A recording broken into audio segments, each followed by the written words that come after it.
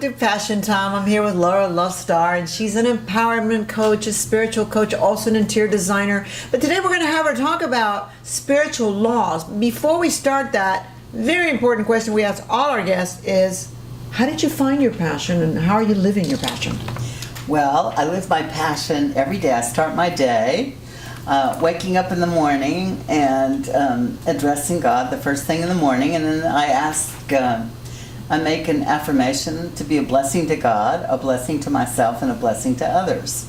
And that is your passion. I like that. I like that passion. Yes. Okay, let's start with spiritual laws. One of the most important spiritual laws is the law of attraction. Yes. Explain that one to me, and how is that a spiritual law? Okay, it's a spiritual law because it's a law that is invisible. Okay. Okay. You don't really see a physical proof of it unless you're consciously aware of, oh, okay, I'm doing this. So if you, for example, if you're angry at someone and you don't let go of you're angry all day long, you will attract all day long for all these angry people. Angry people. And you'll go home at the end of the day and you'll be God, what's wrong with this world? You know? Right. And it's because you're being that way. It's because you're being that way, because you're projecting it. And people can sense and feel things energetically. So there are people that are kinesthetic, which means they're feeling people. You don't have to say anything. They can feel it. They can feel your anger, okay? Then you have visual people. They can see your anger. They can look at your facial expression. Right. They can see it in your eyes. And then you have the auditory people. They can hear it in the tone of your voice. So people are, mistakenly thinking that nobody can tell they're angry. And if you tell them they're angry, they get angry. Right. Well, with regards to spiritual law, for example, one thing I read recently is if you're a very empathetic person, a very compassionate person, and you haven't done your spiritual work, you tend to attract the narcissistic people. Yes. Is that true? It's absolutely true, because you shouldn't feel sorry for people. Feeling sorry for them is not the same as having compassion. Okay. Because what you want to do is keep a neutral charge. All right? It's important to keep a neutral charge because you want to send out good energy, but you don't want to take in negative bad energy. Okay. So you want to do your spiritual protection, which is essential in the world we live in, because there's so many mixed energies, so many mixed vibrations and frequencies. Some are very low and some very high. So what I discovered is, which I thought was an aha for me, was there are people that thrive on the low frequencies. Oh. Because I require very high frequencies for harmony in my life.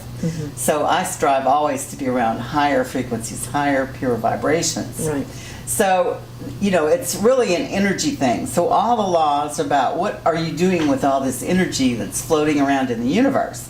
Your mind has to have an intent to direct that energy in a positive way. Right. And so if you just let your mind go wherever it wants to, whenever it wants to, you're just going to continually create chaos. Right. Well, another thing that I read recently, and this makes sense to me, is people who sing, they automatically create a higher, of course it depends on the song, but generally they create a higher vibration, and therefore that's why people love rock stars and they love singers, because they are always raising that vibration. Is that true? Well, what happens because then I'll start singing all day long. Right. When you're in the room, like if you go to a rock concert, you can feel vibrations in your cells. Right. When you're watching it. And interestingly enough, I saw a study done by a friend that they took the human body cell, put it under the microscope, and then they played different kinds of music for the cell, and then they observed it. What they observed was the high frequencies, like classical music, the cell would get stronger and healthier. And rock and roll, even the cell would get stronger and healthier. But when they went into heavy metal and other kinds of music, satanic music, it created distorted cells. It created renegade cells, which and it was a very interesting study. And the other thing that I've heard also, laughter brings you to a higher vibration. Oh, there's a famous minister from Australia. His ministry is about the gift of laughter. I went to see him when he came here to Houston. And it was an amazing experience. I took two of my conservative friends with me so they could have a spiritual adventure. Right. And it was amazing. He just started talking. It was like the happiness was coming out of him, out of his mouth, and the room began to fill up with it. And pretty soon, all these people were laughing in the congregation. Yes, I always like to be around people who joke around healings. Yeah, right. And then he jumped down off of the stage and started around the church. And I was going, "What is that?" He goes, "This is the river of life." And I went, "Well, I'm in for that." And I tried to get my two friends to, there was no way. I jumped out in the aisle right behind him and what do you mean he was dancing around? Is that no, this power lifted me up and I was speeding around that room right behind him. I mean, it was like, whoa. Oh, wow. It's like a roller coaster rather than paying for it. Okay. Exactly. It was, wow. I mean, you know, so people have no idea all these wonderful, fun adventures they can have following their spiritual path. Right. They're thinking in terms, very limited terms of, okay, I've got to go sit in the pew. I have to be very serious and intense. And I have to try to do everything just right. That's true. That's true. Let's talk about the law. There's another law, and you said the law of acceptance, which I think is a beautiful law. Tell me more about that law. Well, the law of acceptance is saying that if you stay calm, and if you don't try to resist or push against something, that everything will come into harmony. Right. So a teacher that I had one time was mistakenly arrested and put in jail. He was traveling along the border, and when he was in the jail, he said, "Well, I just moved into the law of acceptance. I just said, okay, I'm here in the jail and I'm going to make the best of it." And so he began to start noticing and being aware of what was going on around him, of the people, what they were going through. And pretty soon he was totally accepting the situation as this wonderful learning experience, even though he was in a jail. He was beginning to learn from all the people around him about their lives, about, you know, so it became a totally positive experience. So it's like, that means like when you release, you have issues, problems, challenges, and you say, okay, I've done everything I could possibly do. I'm letting go, letting God. Yes. Is that what you mean? Release is one of the most powerful things you can do. You do your part, and then you say, "I let it go. It's yours now." And that's a law of acceptance, isn't it? I mean, accept the situation once you've done everything you can. Right. Let it go, right? And you also learn not to try to force things and make them happen by your will. Right. You learn to surrender, to yield, a higher power. Yeah. To yield, surrender to a higher power, and then you sit back and watch the miracles. Right. Now, the thing that most women don't know is about the divine feminine, the power of the divine feminine. And the Blessed Virgin is a representation of that. Right. But a woman herself will begin to learn that if she sits back and she relaxes and she moves into her receptivity mode, that everything will come to her.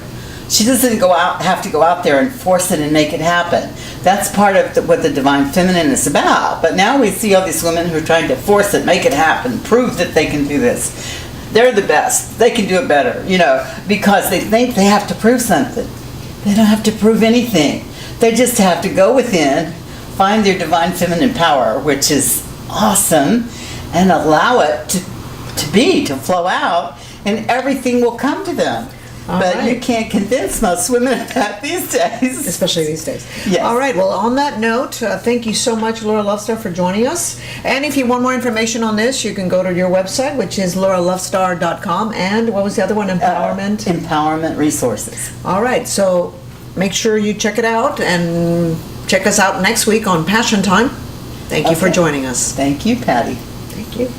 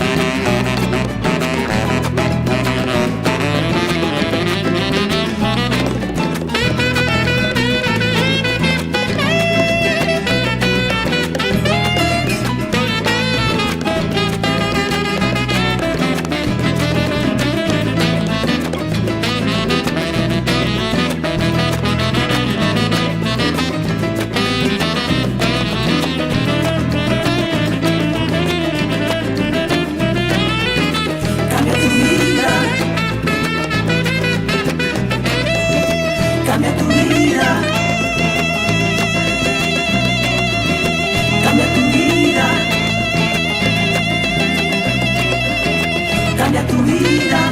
Yo sé que tú puedes, que tú eres capaz. Cambia tu vida. La vida es una y tú vas a triunfar. Cambia tu vida. Con fe y esperanza, las puertas se abren.